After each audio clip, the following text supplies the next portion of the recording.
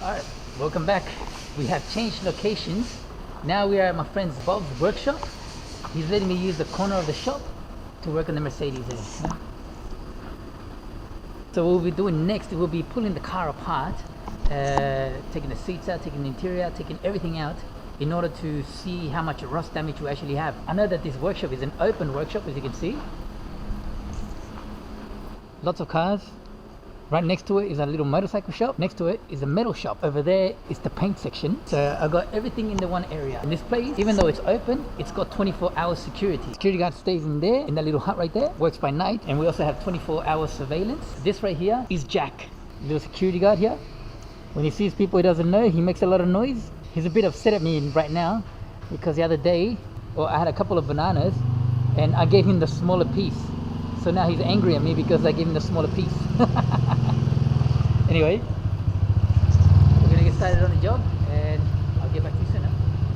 So I have taken out all the carpet from the booth already, and it looks like a lot of work has been done on this before, but of course they just welded it from the outside and didn't put any protective primer or anything underneath on the inside. This panel is pretty bad. I mean, you can see right here it's already gone through there, so all this panel will have to be replaced. The top up there looks okay. I guess we won't see until we wire wheel it down or sandblast it or whatever we can get our hands on. Over here it looks like we had a rat's nest going on. You can't really see in there, but so all of that will have to be cleaned out and then reassessed. And that's just the boot area so far. Of course, I'm going to continue on with the interior of the car. The doors and everything look in pretty good condition.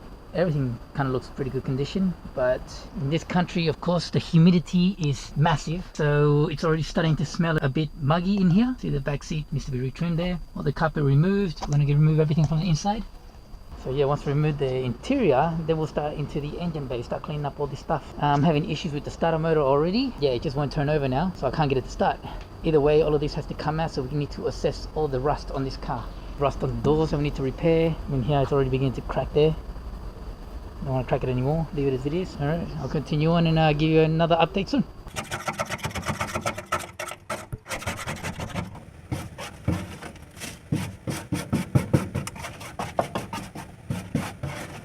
Now I'm going to start removing the front seat and carpet, and then afterwards the rear seats. I'll start recording again when I get them out, yeah?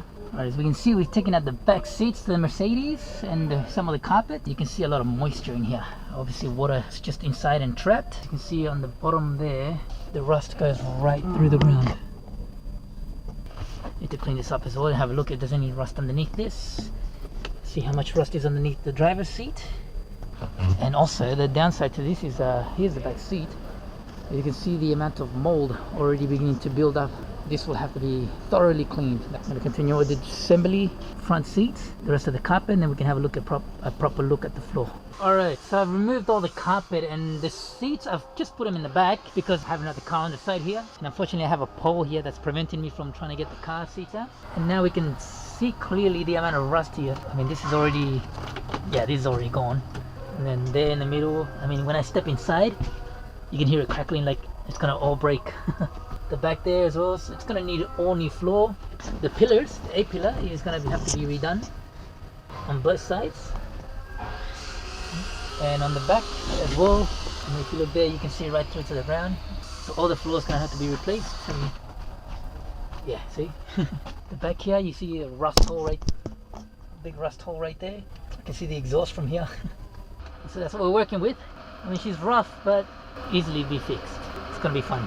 Of course, I've had to remove the side trims and the handles that go on the top there on both sides, so I can get the little black trim that go on the side, and then I can remove the plastic. Alright, we'll continue on, huh?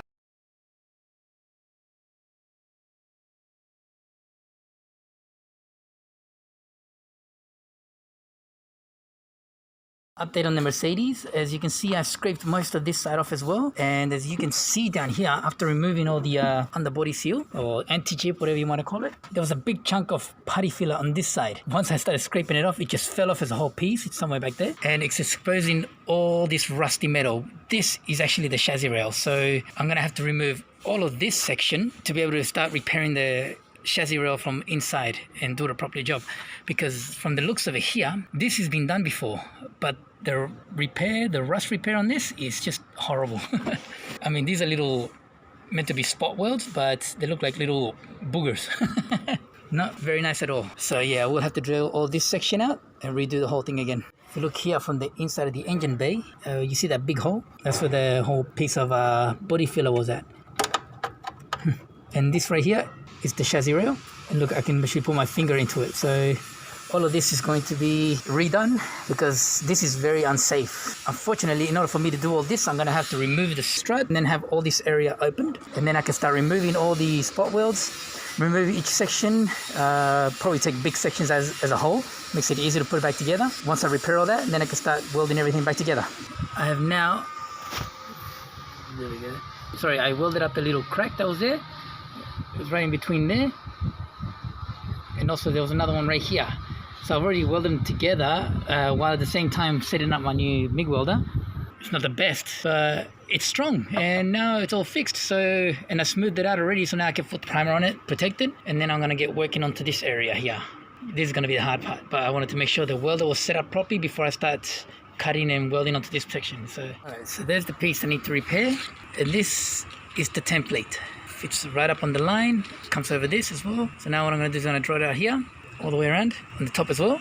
And then I will cut that section out, and then I'll cut a new piece of metal to go over that and weld it all along the side. Once I do this bottom part, I will do a template for the top, cut the top out, put a new piece on the top, and then weld it all together, and then that part should be done. Alright, I've pulled the brake booster and brake master so I can have enough room to get to the chassis rail here, a nice clear view. But unfortunately, I can't pull this brake line off because it's just seized up. If I try and move it or anything like that, it's just going to break everything. So I'm going to see if I can work around it. Should have enough room, and it should be okay. So let's get to it, huh? So the cut has been made. It looks like some sort of animals were living in here because they got a nice comfortable nest going on, huh?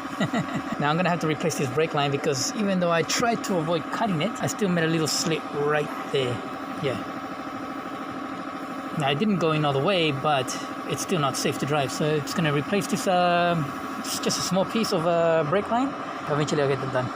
But for now I'm gonna clean up all that rat's nest, clean up the metal around it, and then weld the piece on, and then that'll be strengthened straight away moving forward. Wow. Yeah, this is gonna take me a while, so I'll clean this up and then start recording again, huh?